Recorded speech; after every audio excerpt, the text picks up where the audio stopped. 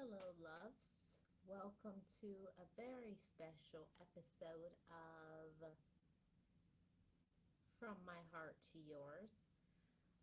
If you're new to this channel, hit the like, subscribe, share this video out to everyone you know on all your social media platforms. I am Marlene, and this is Love Marlene 411, where we talk about various topics over here, heavy hitting ones, light spirited, but very important conversations. Also, ones on the Sip and Chat, where we do every Thursday at 9 p.m. Eastern Standard Time. You are invited to all of those. So, this is the very first episode of From My Heart to Yours.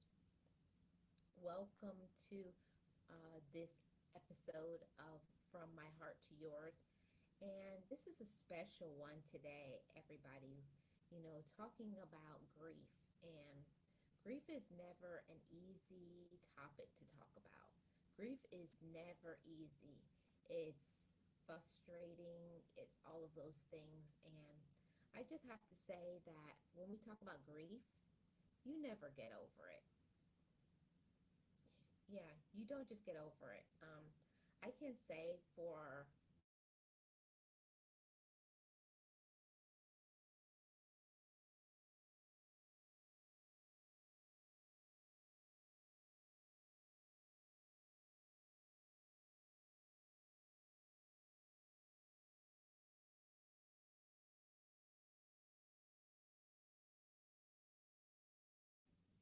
Yeah, you don't just get over it, everybody. I've had that said to me that you just get over it. Just get over it. When it comes to the pain, the the the, the loss, the things that you're feeling, people who are very insensitive will tell you to just get over it. It's time that you stop talking about it. I was very low. Okay, I'm going to go out and come back on my other device. I'll be right back.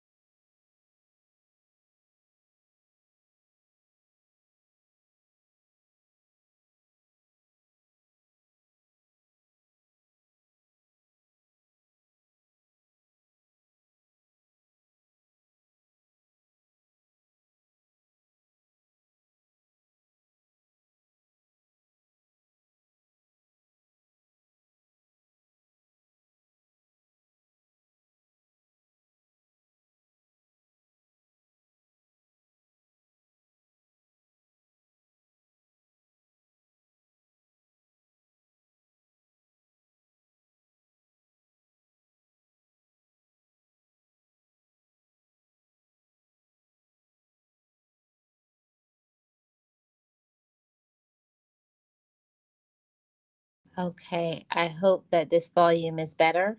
Please let me know if you can hear this volume better. I hope that that's much better. So let's talk about this, everybody. You just don't get over it. You just don't get over grief. And there are so many times that we are going through things in our life with our family, with our friends, and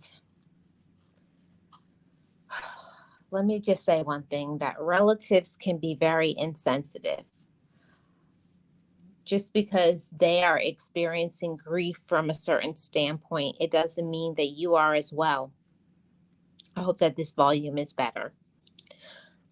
Just because your relative don't want to talk about things doesn't mean that you shouldn't. You have to do what is best for you. You have to be seen how you want to be seen. You have to be understood how you want to be understood. And when I was thinking about this topic of you just don't get over it, I wrote down some keywords about people in our life. People can be very insensitive, uncaring, senseless, and vindictive. Okay? Can you guys hear me well? I hope so. Hey, Word, how are you doing? I got two of my members in the house. I really appreciate you being here, both of you. I really have to say that it's so hurtful, especially when it comes to this very sensitive area of grief, that the words that people say, it really does mean a lot to us. We really have to hear supportive words. Take the time you need. I'm here when you need me. We don't want to hear those the negative words, the negative thoughts. So I'm going to put the link in the comment section. Let's see if I can. Let me see if I can get the copy it. Yeah, it's so important that we think about those things.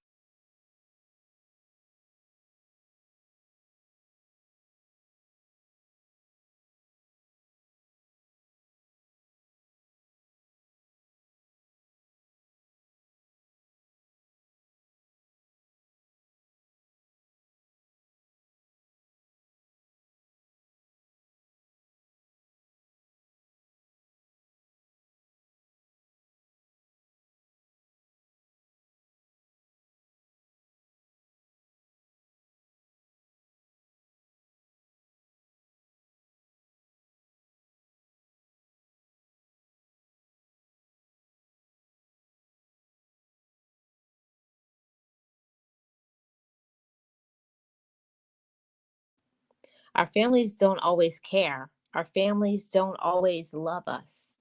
Our families aren't always understanding of the things that we need. And families can be very insensitive. Well, I should say relatives. Relatives can be very insensitive to the things that we're going through because they're not dealing with things that way, or they don't understand what you are going through and dealing with. And every type of grief relationship is different. When you're grieving a spouse is different from when you're grieving a child, different from grieving a parent, different from a friend. But one thing about grief that is all the same is that it hurts. Um, when it's somebody that you love, that grief will never, ever be easy to deal with. Ever. Let's welcome Nexie to the show. Hello again, Marlene. Hello. Hi, chat. Thank you so much for being here. We're talking about you just don't get over it. Yeah, and then why is it, Marlene, that people are always asking you to do so? I'm sorry, I have to be uh, Yeah, this blunt, but the one thing I don't like is when they tell you get over it. I mean, he's already gone, right? Crying yeah. is not gonna bring him back. I mean, look at me. My so and so died. I'm okay. I'm like, that's you. Why do I have to get over it like you did or you do? Mhm. We're two different and two different people. Right. And I, And and when you're saying that next it made me think of when people say, I went through the same thing and I'm over it. If you have to bring up something and say you're over it, it's usually an indicator that you're not. or that you haven't worked on Mm-hmm. it. Because saying I'm over it doesn't mean that that you're okay, right? Or that it's okay. I Yeah. um I had someone tell me, you know what you should do? Just cry, cry, cry, right? Go somewhere, cry for like 2 to 3 days, and then that's it. Don't cry anymore. That's what I did. And I'm looking at this person's side eye like, are you kidding me? Really? That's your solution to my pain? Cry, cry, cry, cry in 2 days and I'll be okay? Yeah. Like 2 days could sum up everything that you've been through with that person for all these years. Yeah. 2 days is not gonna take away the pain of losing the man that gave part of him to create me, that made me who I am today, that showered me with love when I was left at 5 years old. 2 days is not even, is this a joke? It's not even, you know what I mean? I know. 20 I know. years wouldn't be enough for me to cry for what he meant to me in my life and what he did for me. Yeah, and that's why this one, part one, is we're talking about grieving a father. For those of you who don't know, today is 7 years since my dad passed. He passed from prostate cancer. So we'll talk about everything that I went through up till that time on another show, talking about having a parent with a terminal illness, because that's a whole nother thing too. But I definitely I must say that. Hey Nicole, how are you doing? Welcome. Hey realist one. I think that's a big thing too. Nexie, is there's nobody like your dad. I Hmm. there's nothing else for me to say besides that. There's nobody like your dad. Exactly. And there's no getting over this. There's no such a thing as you're gonna be okay from this. You know what I mean? Like saying things like that is very insensitive. I mean, I feel very strong about that. That it's very insensitive for you to say something like that to somebody that is grieving, somebody that's lost a father. We're not a parent, right? But we're focusing on fathers today because we both lost our dads. I just lost mine. Both of my dads 2 year, a year ago, a week from each other, both of them. So I know that I am not okay. You know, I know that I'm still grieving.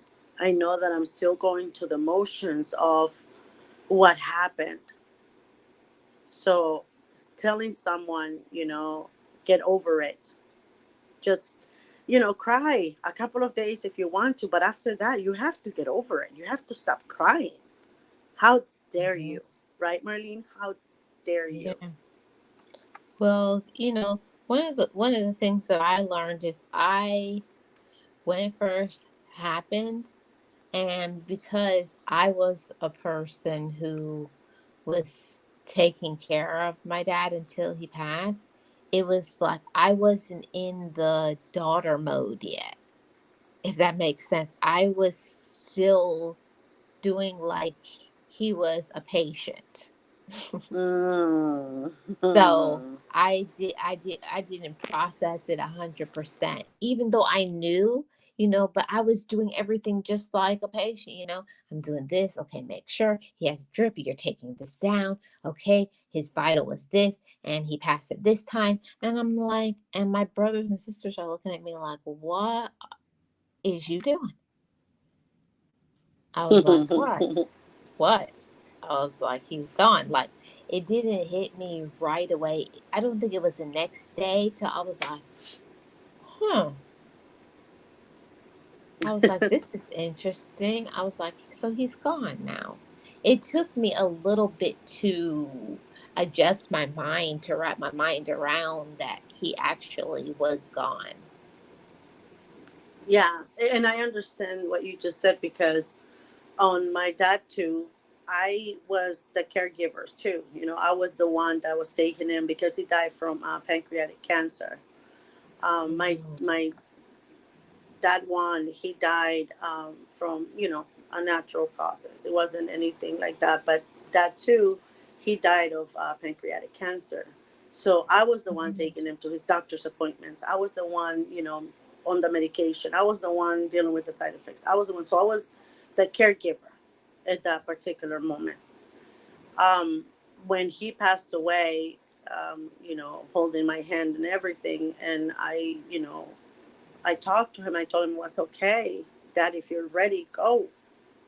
Don't stay here just because. I'm gonna be okay. Grandkids are gonna be okay. You can go.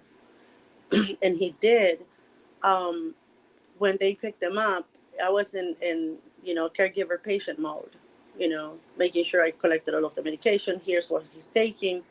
He still had vital signs when he went to the hospital, right? So this is it.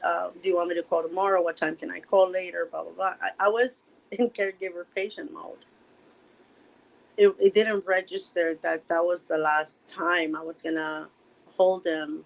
The last time I was gonna hold his hand. The last time I was gonna that I had talked to him. It didn't register that I was not gonna be able to see him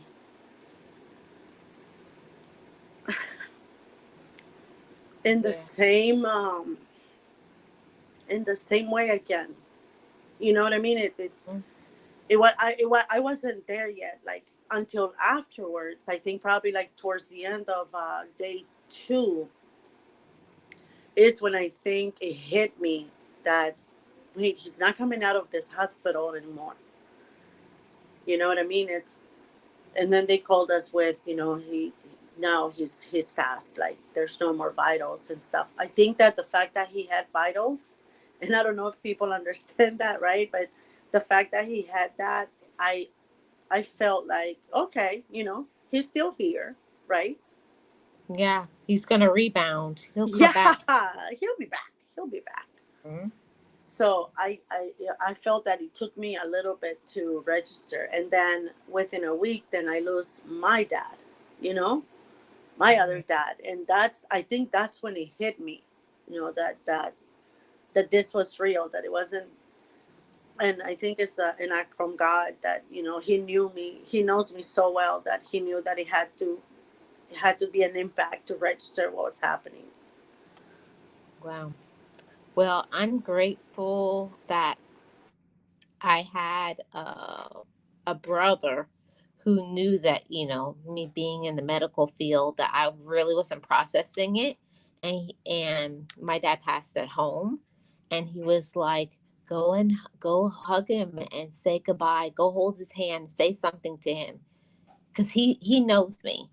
And I'm grateful. Like I told him later, after like I really had thought about it, that before how when they come and they take him away and take to the funeral home and everything, that would have been it. You know what I mean?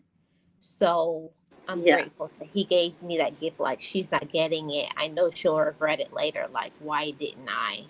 Mm-hmm. So I had somebody that he was like, yeah, she's gonna be in full meltdown in the bed if I don't help her. So I'm grateful that I had my brother there to support me. Like, go say goodbye to dad. Go give him a hug. So Yeah. it My helped me that even though I didn't get it at that moment, I did it because he told me to do it. But it was later I thought back that I did hug him and hold his hand and say something to him. So I did have a way to say goodbye, even though I didn't get it mentally. Exactly. And that's the thing. I spoke to my father the day before, actually hours before he passed.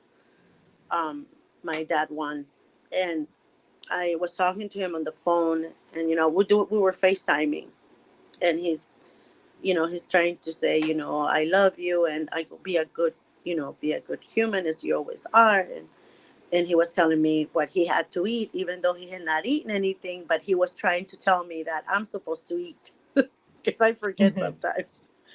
And he said towards the end of our conversation, because I saw tears coming streaming down from him, and I was looking at him and talking, and he said, what I've always said to you, you know, sometimes you need to cry.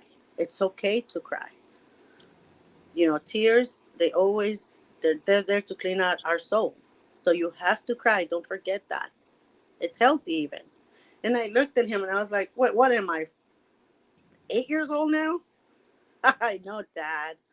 I cried. No, he said, it's okay. It's okay. I said, okay, Daddy, it's okay. I'll talk to you later on, tomorrow, and I'll call you in the morning. He said, yeah, call me in the morning. We'll talk in the morning, okay, baby? But don't forget, it's okay to cry. And Mm. I was like, okay, whatever. But Yeah. because he wasn't sick, Marlene, that's the thing for me, is that he wasn't Oh. ill. He wasn't sick at all. At all. He was just, he had arthritis and he was 86 years old. And, we talked all the time. So it didn't register that that was the last conversation I was going to have with my dad. And why would he say it's okay to cry? Like, why would I cry? But he was telling me because of my dad too that I had to cry because he had already passed, right? That it was okay.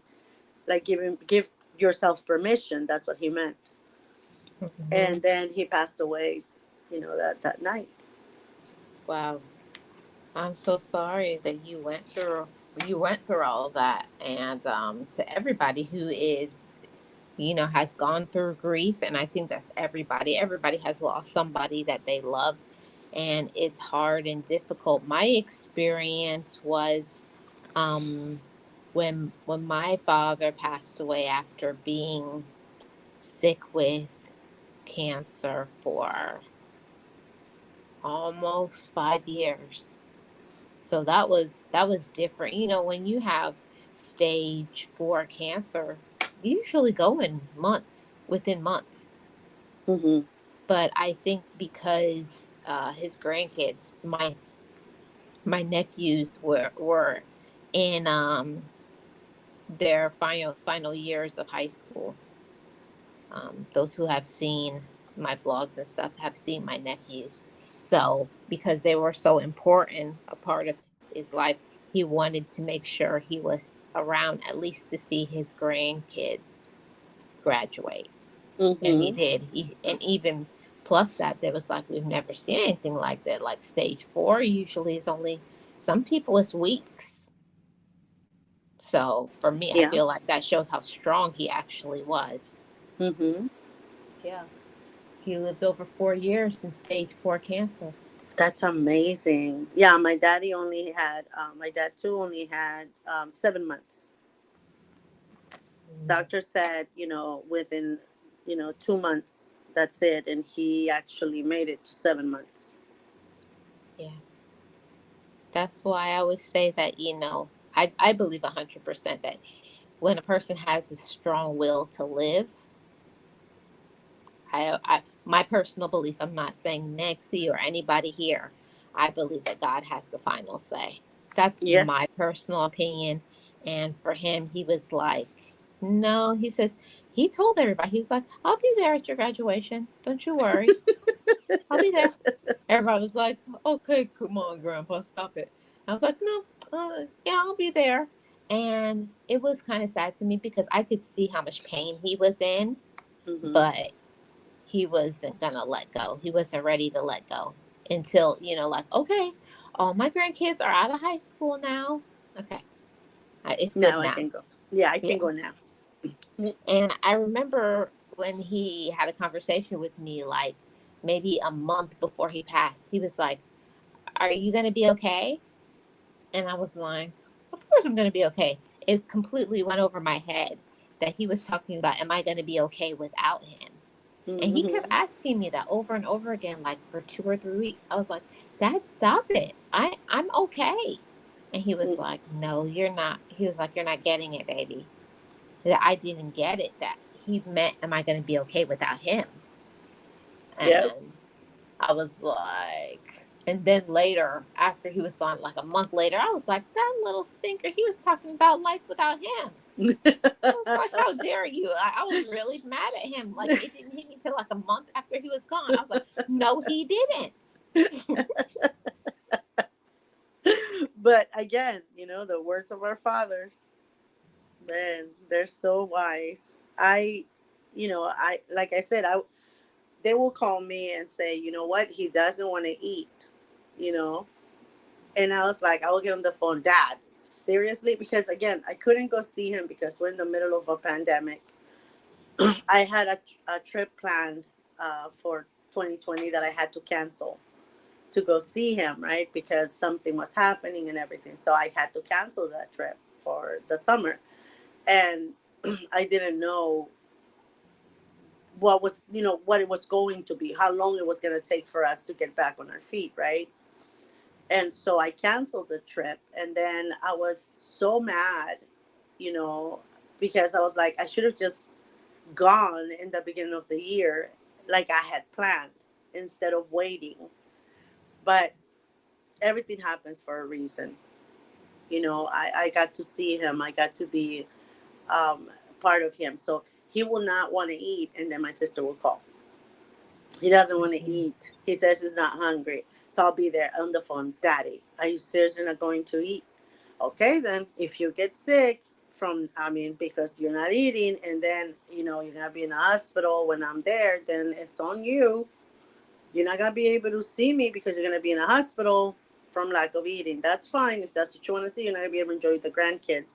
So I told my sister, feed me, because your sister said that I'm gonna get sick and I'm not gonna be able to spend time with them if she comes. So but Yeah. those things, they were already kind of like a sign that he was deteriorating, but I wasn't seeing it. Mhm. That way. I wasn't there. Like, I didn't want. Actually, it's not that I wasn't, Marlene. It's that I didn't want to go there, right?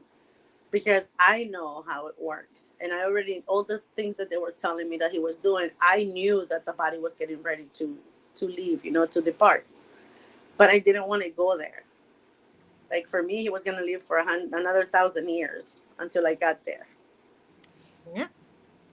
Yeah. I already know how what you're talking about, Nextly, because no matter what anybody said, because I was like, he's already lived all these years with it. My whole thing is, I thought after the 4 year, I was like, he's already 4 years. I was like, it's going to go into remission, and he's going to be on one of these talk shows talking about how I beat cancer. And he's looking at me like, he's like, my daughter believes in me so much. But once he got on hospice, I think like, that's when it hit me like he's not getting better. Hmm. Yeah.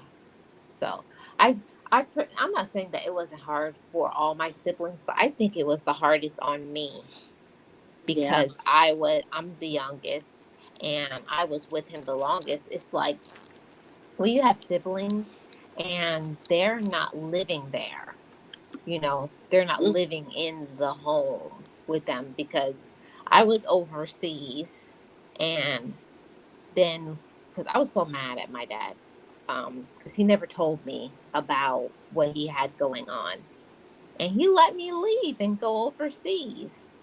Oh And my then God. when I got there, like maybe 5 months later, I heard from my sibling, like, Dad's sick. I was like, what?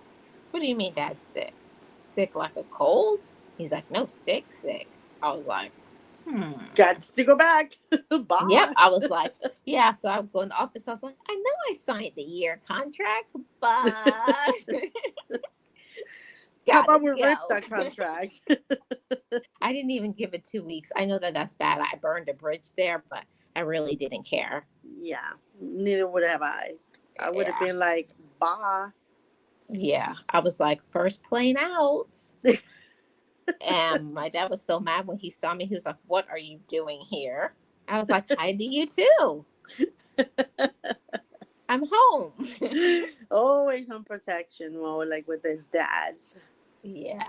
So that's one of the things. So that's one of the reasons why I think for me the grief hit so hard for me is because I saw all the stages of, the breakdown of his body. Mm-hmm. I saw him like not being able to walk, then when he couldn't eat, then he couldn't do anything for himself, like when he was bedbound. I think that was the hardest part, like the last month of his life when he couldn't do anything for himself anymore. I Mm-hmm. think that's when I was like, I said, I'm going to need my siblings now because I can't do this. I can't do this by myself anymore. It was too hard then. Yeah, and for me, um, I was the one, holding him up, right, when he had those moments. But when I saw um, that he will look at I will prepare, like, we'll prepare his favorite meal, so we will go buy them, and I will put him in front of him, and he would just look at me and say, just a bite. He will take a couple of bites out of that. That I was like, this is not good. You have to eat more. You have to eat more. I wanted to push food on him, on my dad too, because I was like, if he eats, that means it's gonna be okay. He's not Yeah. gonna leave us so soon. So you have to eat. You have to eat. And when he started rejecting the food, like, I can't eat solids, that's when it hit me, Marlene. For me, that's when Hmm. it hit. I can't eat solids, so I will make them. I will used to make him certain soups and stuff like that, packed with proteins, and give them, and then see him just eat very little. And that's when it hit me that, this was not going to be, this was it. There was no Hmm. going back. Yeah. And that's the hardest part is when you have to see that, like, everybody, their level of grief is different in the family, but the ones that are there and taking care of them and seeing it, like, they get a break from it, Mm-hmm. even if you think about them, but it's not the same thing as you have to make sure, what did they eat? What are they drinking? Wash their clothes, do this, go to the bank, get their food. Like, you're there on the ground, feet on the ground, um, Exactly. putting in all of the hard work. The So hard work.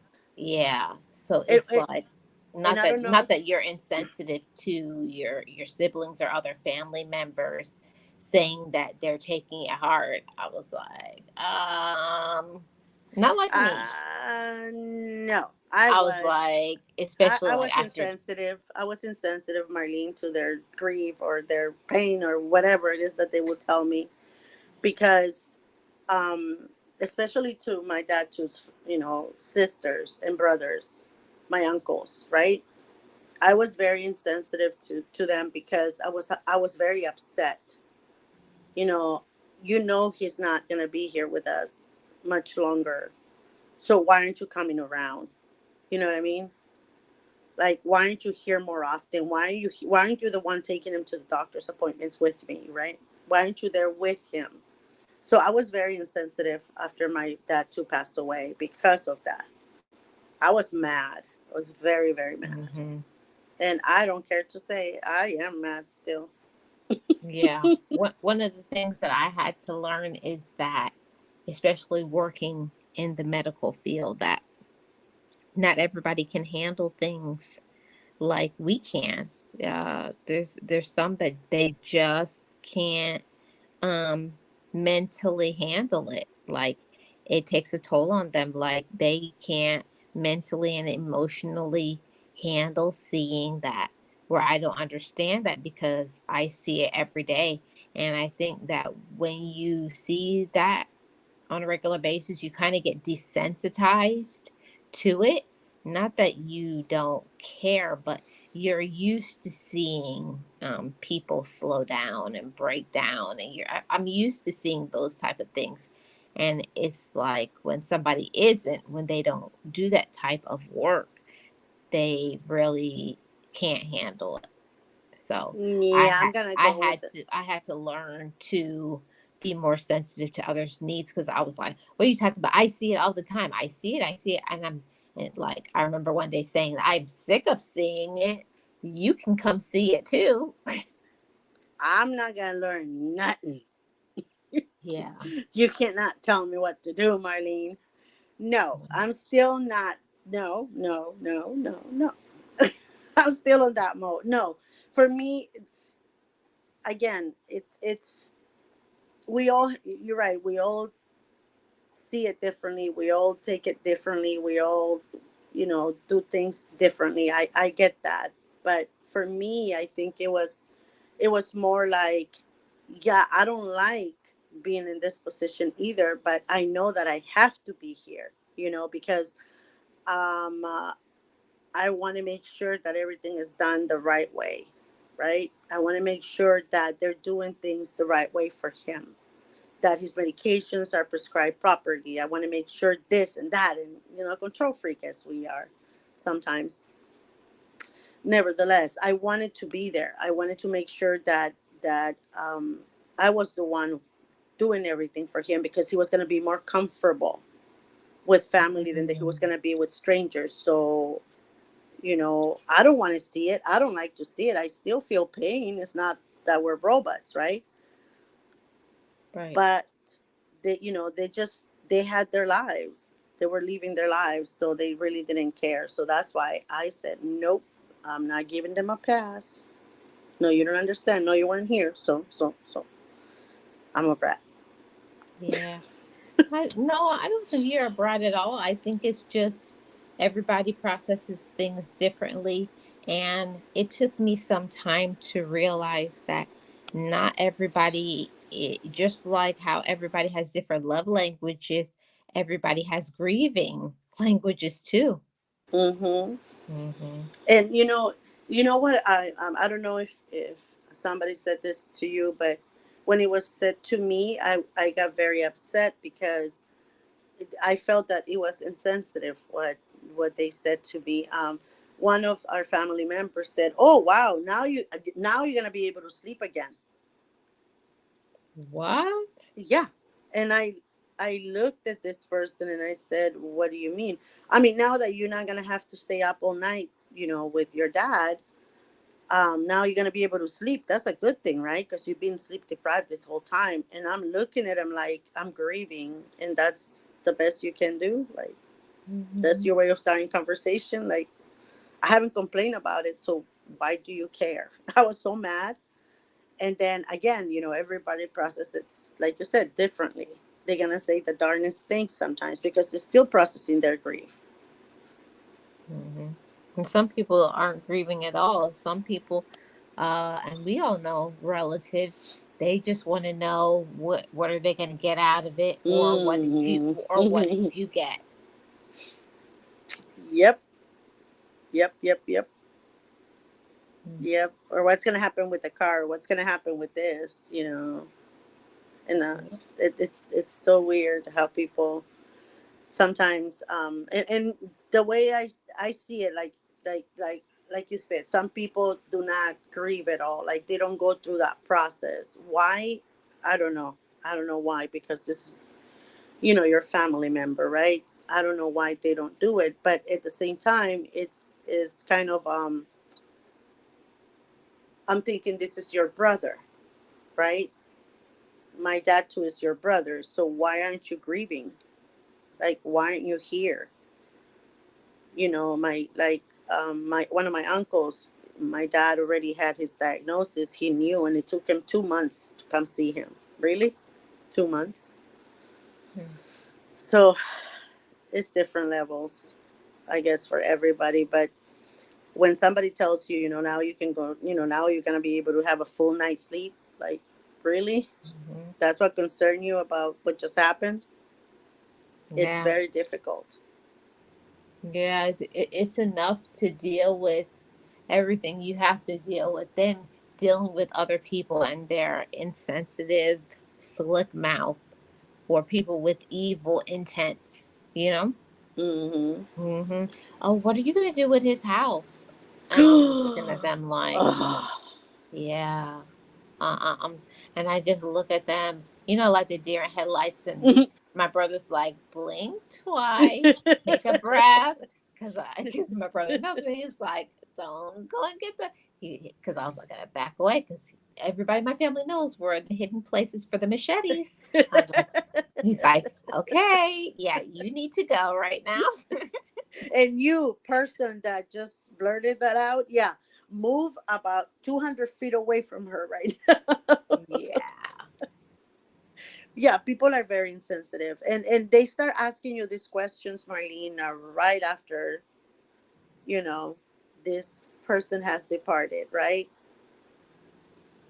they start asking this not unnecessary questions, because to me is, how is this any of your freaking business what I'm gonna do with it? What do you Yeah. care? Yeah. All it That's the only time where they care about them is when they find out, is it, am I going to get anything, or what did you get? I was like, what is it your concern what I get? Mm-hmm. What is it your concern? Not your It business. Thank you. And the thing is, um people like that sometimes, they do it to people that are, grieving even deeper sometimes than we are. And that is the difference, that can make the difference for somebody to want to hurt, harm themselves after they've lost someone. That you have to be sensitive to that. You have to be careful on the words you use with some people that are grieving, because you don't know if whatever you say is going to push this person to that, to that level, or to that end of harming themselves. But Hmm. some people have no real life, I don't know if they're not cognitive, or I don't know what it is that they do not have, but they don't have the sensitivity or the ability to see that a wrong word from you when somebody's grieving can be the difference between life and, Yeah. and death You're to that right. other You're person. right on you're right on the edge. You're like, you're about to jump off the cliff because it just like, ha. I'm telling you, just being honest, like, you don't think mentally stable. You're not very mentally stable. Like, it took me like about 3 weeks. Like, I was just in a daze, just staring into space. Mm-hmm. Yeah. it Like, it took it took yeah. me it took me a long time to, for me, I have to isolate, Marlene. I have to stay in my box. I have to be left alone. Don't ask me anymore. Don't say you're sorry anymore, because I will snap and say, sorry for what? Was he your dad? You know what I mean? So I have to isolate for me to feel what's Okay. going on. I have to get away from people. I don't, call back. I get in my room and I do my grieving there, because that's when I can do it the best, when I'm alone. And a lot of times people, why aren't you crying? You know, oh, you must be okay because you're not crying. How do you know I'm okay? How do you know I haven't cried? Right? Like I said, those words sometimes, the things they use and they say to you as you're grieving is very insensitive. It's very insensitive and it's very hurtful. And it's like, I don't know, I feel like you're hypersensitive. Like, every little thing irritates you. Like, why are you looking at me like that? Like, every little thing someone does to you, like, gets Everything's on a your big deal. nerves. Mm-hmm. Like, just I so I understand why people stay off by themselves, because everything is irritating you at the moment. But you do have to, let me get into some of these things that I wrote down here. Those who have never been through the type of pain that you have felt can't understand. It's like losing a child. Mm-hmm. When I lost my child, there's no pain like that. When you Mm-hmm. lose your mom, there's no pain like that. When you lose your brother, there's no pain like, every death you experience is completely different. Mm-hmm.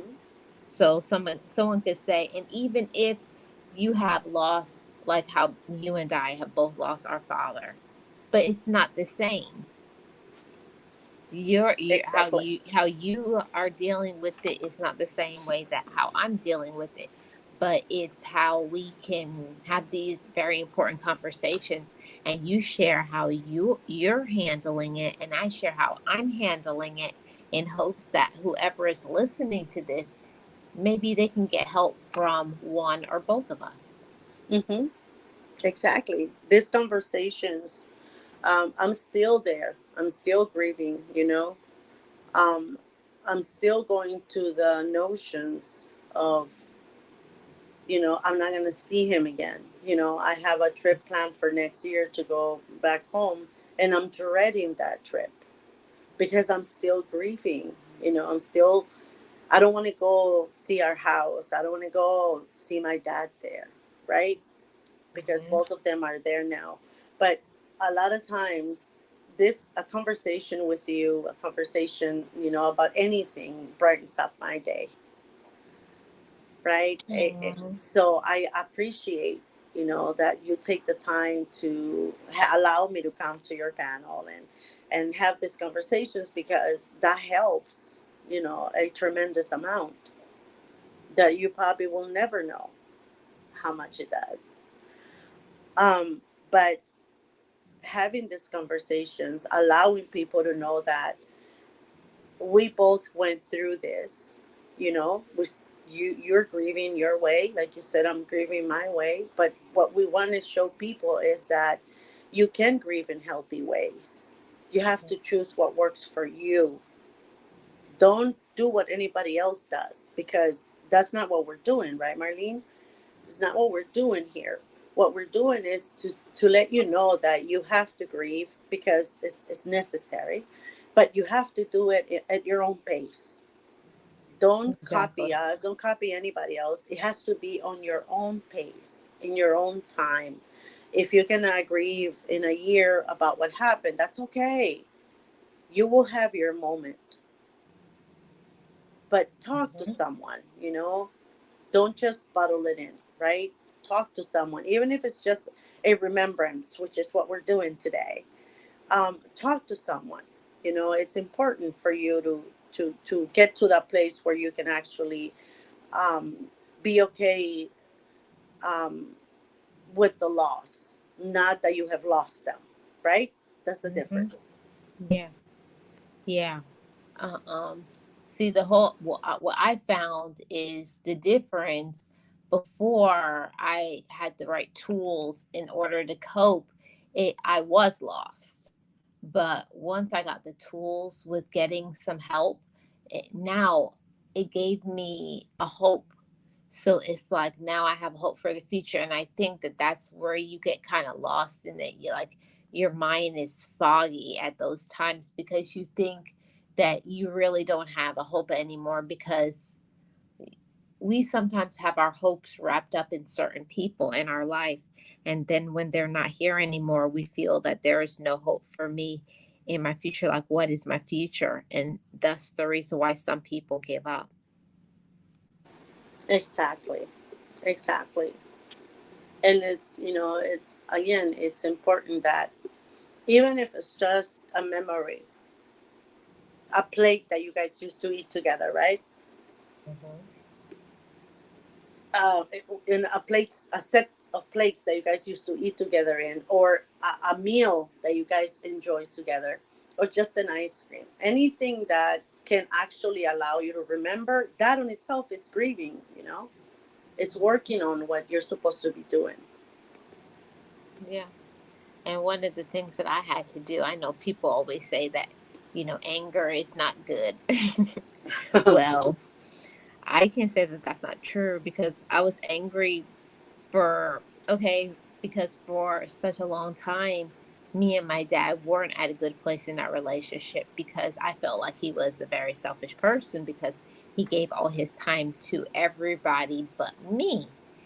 So I I had to I had to learn from my own self that number one, the world didn't revolve around me, Revolves and around me. and things like that, and other issues that I was having with my dad. So you have to learn to process all of those things. So it's like after they're gone, you still are like, man, remember when you did this to me? You still go through those things that you have to get those things out, or you're going to be angry and upset with them forever. And it's not like they can talk back to you. It's not like you can have those conversations anymore. But it's important to have those things. So I came up with four things that I think it's important to add to this conversation and talking about you just don't get over it. And the first one is that you have to come to terms with loss, that somebody that you really cared about is no longer here. And I think that's very important to acknowledge that I had a major loss in my life. Hmm. Um, and I'll let you go if you had something to add to that. Acknowledging allows you to um, accept something that it's doesn't have the ability to be changed, right, in your mind. And at the same time, it gears you towards the grieving process, because that's what helped me, acknowledging, right, and that's pretty much all for now on that one. Yeah, that's it. That's important, and it's really hard to acknowledge that a person is gone because it's like you still feel the draw, like you said earlier, to make phone calls, to text people, to show up at their home. Like after my dad passed, I still, even though he had stopped that job years ago, I still found myself dialing his work phone number, and I was like, what are you doing? I was like, he said, he's not at work. He's Mhm. not at work. No. I was like, hang up the phone because you're so used to the habits that you had or things that you used to do, places that you used to go. You almost are doing it on autopilot, Yes, on auto going to mode. the same spots that you would go, like Wednesday, you would go here, Friday, you went there, Sunday, you did this. You kind of get in that and routine. and every other week, every other day, phone call at 7, right? Mm-hmm. Let me tell. Yeah, but acknowledging allows you to move towards the acceptance. I feel that is happening to me. That's what I'm going through right now. Right. Because a lot of times when I call my sister that still lives, that pretty much was settling all of my dad's, my dad's state. I guess we can say that. Um, and she's still in the house collecting everything. Right? It's been a year, but we still haven't had the heart to do that. Um, I still find myself when I call her.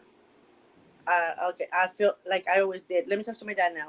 I already talked to you, so let me talk to my dad. And I still feel the need to do that, But I know, and again, I'm accepting the fact that that's not longer the case. Mm. Exactly. Yeah, it's difficult. It's very difficult, and my heart goes out to anybody who is dealing with grief, and that's why I titled this conversation, this podcast, from my heart to yours, because these are heavy things that are on my heart that I'm sure there's a lot of people out there who have their hearts heavy with grief. And I just want you to know that um, I, I I empathize. I I care, and I think those sort of words really do matter when you're going through something. Knowing that there's another person out there in the atmosphere that actually cares and is actually going through something similar. No two people is going to be the same, but yeah, knowing that somebody else is grieving and somebody else is struggling with all kinds of different feelings and emotions and all of that and still processing. I can say for a long time I still was in that zone where I was buffering. I didn't know where I was. I just know, like, I'm here, but I don't know when I'm coming back. I, I'm still there, Marlene, as well. Like I said, I'm coming to terms with it, right? Still fresh in my heart.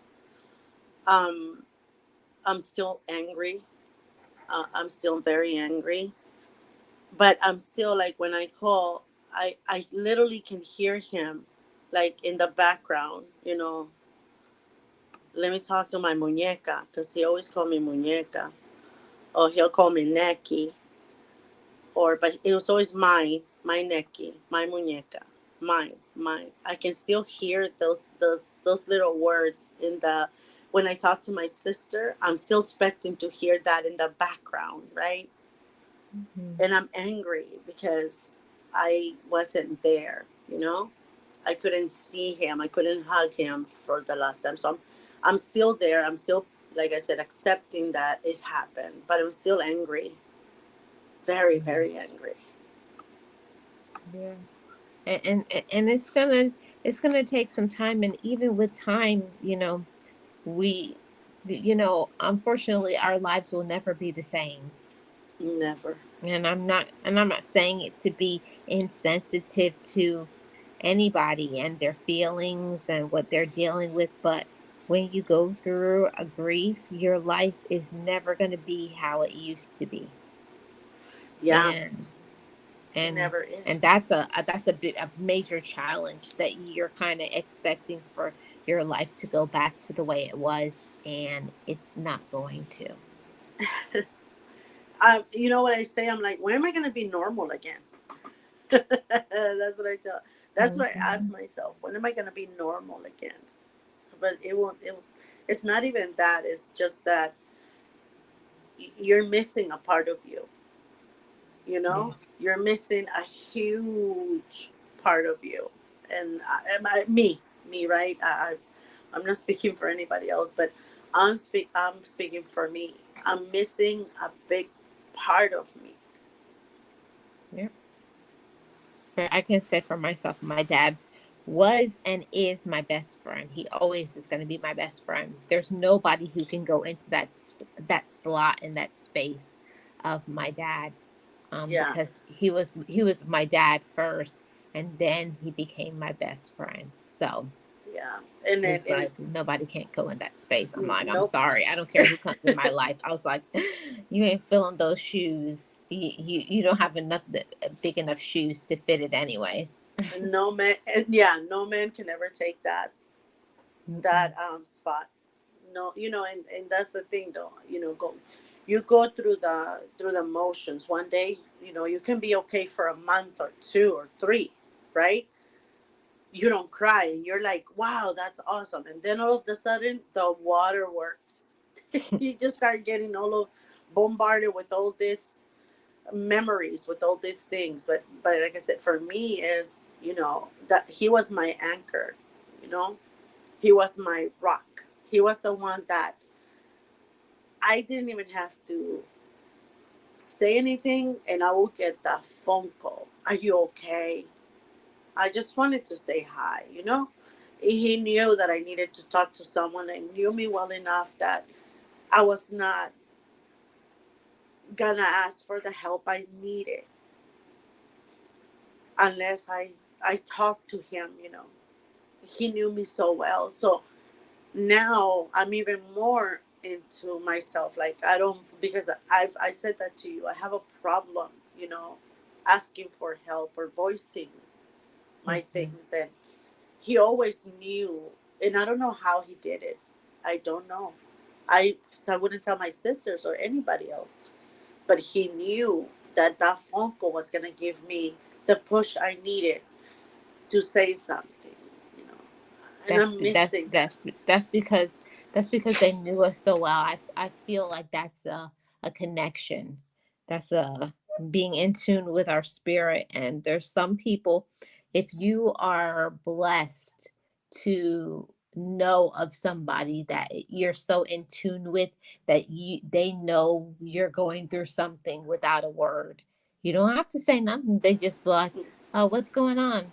I was like, "Who said anything's going on?" I was like, "Come on, tell me, let me have it." They know you that well. They can Yeah, tell even by the way you're talking, or they haven't heard from you a day or two. They know something is going on, and I feel like that's amazing that you ever have that sort of connection with somebody. yeah. It's a beautiful connection. Hmm. And I have to add to this conversation that, um, when we talk about from my heart to yours, I wouldn't be Marlene if I didn't uh, express what really helped me to process, my grief. And mine definitely was being in tune, getting some spiritual support. But in with spiritual support, I also had to get some help from a therapist, because I wasn't processing well. And being 100% honest, if I didn't go to therapy, I would not be here anymore. That's how I think people discount how important therapy is, but I know that if I didn't go to therapy, I was at a breaking point in my life. I quit my job. I was just laying around the house crying all day from the sun came up to the sun came down. I was doing no personal care. I wasn't eating. I was depressed. That's the right word. Yeah. And I remember when my sister came over, she was like, if you don't get some help, and that was like maybe a week after my dad had passed away, or 2 weeks. I don't know which one it was.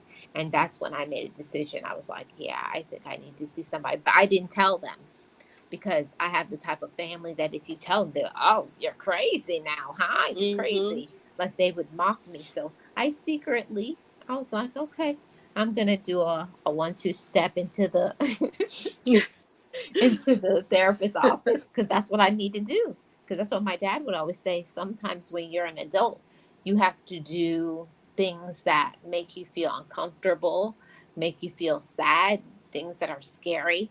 But when you're grown, when you're mature, you have to know what's best for you. And that's what I had to do for me so that I could be okay. And it was within, I think, probably the second or the third visit where I felt like I could start breathing again. Mm-hmm. Yeah. Yeah, and congratulations on that, Marlene. I've said this to you before. It's probably the smartest decision you have made, in your life. Because I'm not saying that everybody has to go to a therapist, that No. everybody has to do it. No, but if there is a need, do it. I had already done, I was done already with all of my therapy sessions. I seek them when I was younger, to help me with some issues I had. But when my when my dad's passed away, when this hit me, I found myself in the need again. You know, I found myself in, this is the only time I can, I have to, because it's probably the only person that is going to be able, that I'm going to be able to be honest with or talk to, and work this out with. So I went back, to therapy, and um, that has helped me tremendously, Marnie. I cannot say it enough. That has helped me a great, great deal. And I knew now, since I've been to therapy, that that's what I need again, right? I know now that's what you need. I mean, that's what I needed. And I did it again. And I love it because I'm processing more than just that. Right. You know what I mean? I'm processing a lot more than just the deaths of my fathers. I'm processing a lot more that I had not done it, that I had not. Yeah. So I'm very grateful for that. I'm very happy. Yeah, and what we're saying, we're not giving any medical advice. We're not telling anybody what they should personally do. We're just speaking about what is the case for us, what has helped us. And if that works for you, then do that. And also, it doesn't have to be a therapist. It could be a counselor. It could be somebody in your, with spiritual support. It could be meditation, but we have to find something that will help us to get back normal, quote unquote normal. Because something like grief will completely knock you off your feet. It Hmm. really will. And Yes. yeah. And the last point that I think is so important, which is one of the most important things when we talk about grieving, is you have to learn to be patient with yourself. And for myself, I wasn't. I was a person, because of what I do in work, always being in charge and controlling things. One of the things you can't control is what you're dealing with, what you're going through, and it's something that you're never gonna 100% get over, because it's a major change in your life. But you have to learn. I got to be patient with myself. And it's okay. Sometimes you need to maybe take the day off from work. Maybe you just need to get some rest. Maybe you need to see that therapist. Maybe you need to hang out and get some support. And I also left out, joining some support groups, because that can be a major aid in getting some assistance. Whatever loss that you experience in the grieving process, joining a group of people who are going through the same thing. Not saying it's not wonderful to talk to your counselor, spiritual support, get out there, have some fun, get a hobby. All of those things are important, but there's nobody that will help you like somebody who is going through the same thing. Like me talking with other people who have lost their father in a support group is completely different than when you just talk to a friend and tell them about, today I miss my dad. He's like, oh, I'm sorry. And then that's it.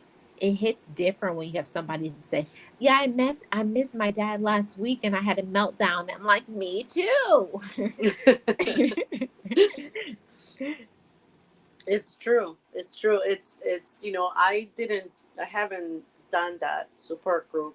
I'm still, like I said, just working with my therapist and stuff like that. But that's something that I don't do well with. Like trying to, like, I want to push all the feelings out away. I don't know if you do this, Marlene, but when Mhm. I start feeling something, maybe because of the type of work we do, when I start feeling, I push away. Nope, not right now. Nope, not dealing with it. Nope, we're not doing this. This is, like, because we do that at work a lot, right? We have to push what we feel at the moment, shock or dismay or whatever. We have to push that away because we have a job to do. So I do that a lot. If memories come, nope, not right now. We're not gonna deal with them. So that pushing, pushing, pushing, eventually it fills up the glass. Mhm. And so I have to make myself. I'm patient. Yes, you're right. We have to be patient with ourselves, but at the same time, for me, I have to be impatient so that I can reach out. Otherwise, I will just push away, push away, push away. And that's what I'm going at right now with this, is that I'm going to start looking for a support group, you know, even if Okay. it's online, I'm going to start looking for something like that because I need to I need to relate to more people. That is Yes. not just my pain, that, there's others grieving as well. Yes. Yep. I I understand 100% of what you're saying. And you have to move at your own pace. This is for me after years. This is after years. This is 7 years now. My dad has passed away, and it wasn't until last year until I was ready to join a support group, because it took me that long. I think it was the first 3 years he passed. It was just not being, getting over the shock.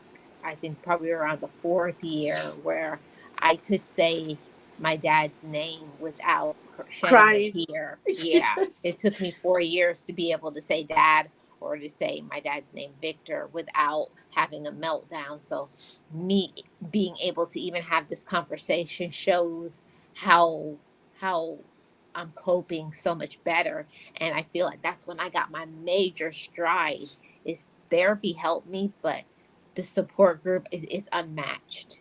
I think Okay. so, I think the support group helped me even a little more than the therapy. Just knowing Okay. that there's somebody, like, sometimes I go to the support groups because we do it online, Mm-hmm. and I'll just go to the support groups. And I'll just be in the background on Zoom, just listening. Like, there goes this person acting crazy. Like, I told them, didn't I tell them not to do?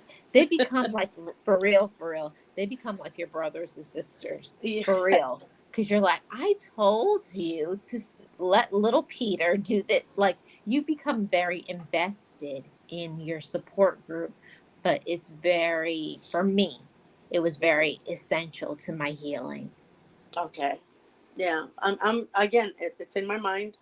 I'm working it in my mind, and so that eventually I can take, take that action I need to take, in seeking something like that. But even these conversations we have, for me, it allows me to continue to work, on my grief, because we're talking about our dads. We had Mm-hmm. pretty much the same relationship with our dads. It's funny, but we did.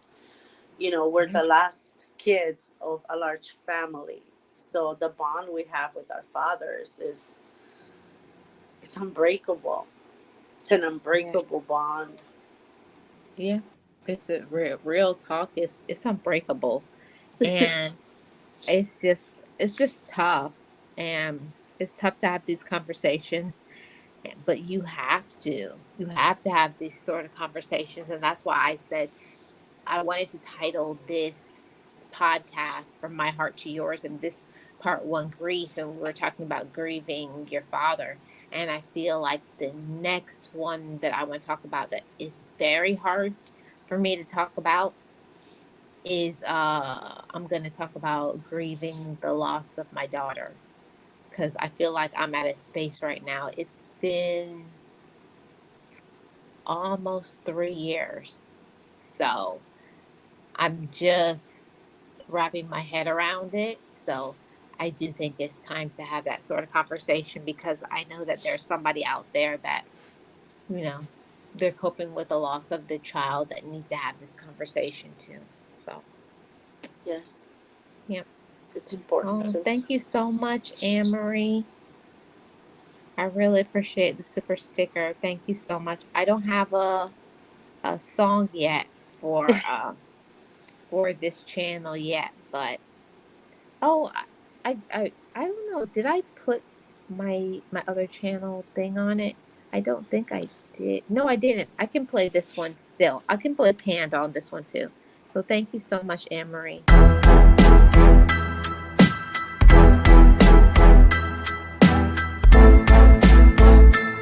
I think the Panda one would be really good too. Yes. Mhm. And I that would one's do it for if I was you.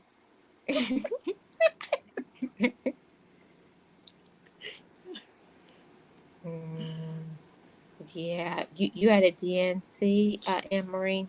Yeah, well mine was miscarriage, and I'm going to get into all of that when we talk about it, but I've had people say that that's not a loss of a child, because I didn't bring the child to birth. But Okay. anyways, we'll talk People about like that when I that get are to not that. worth it. People like that are stupid. Yeah. So this was a very amazing topic, and I appreciate y'all for coming through, supporting your girl, and to everybody who is going through grief right now. Whoever that may be in your life, parent, spouse, child, friend, whoever that Sibling. is. Yeah, sibling, anybody that you loved. Give yourself some time, some patience, some compassion. Take some time and cry, talk, whatever it is, get busy, get active, join a support group. And if you need to, if you feel like it's becoming like a depression, please seek some help from a therapist. While this Yes. is not medical advice, I'm not telling you what to do. I just want the best for you and your well being. Okay. So Thank thank you you for so having me, much. Marlene. Thank you so much, everybody. Thanks for tuning into From My Heart to Yours. And I'll see you guys on the next From My Heart to Yours. And everybody, keep your head up and don't give up. Bye, guys. Thank you so much, Nexi. Okay. Thank you, Marlene. Bye, everybody. Bye.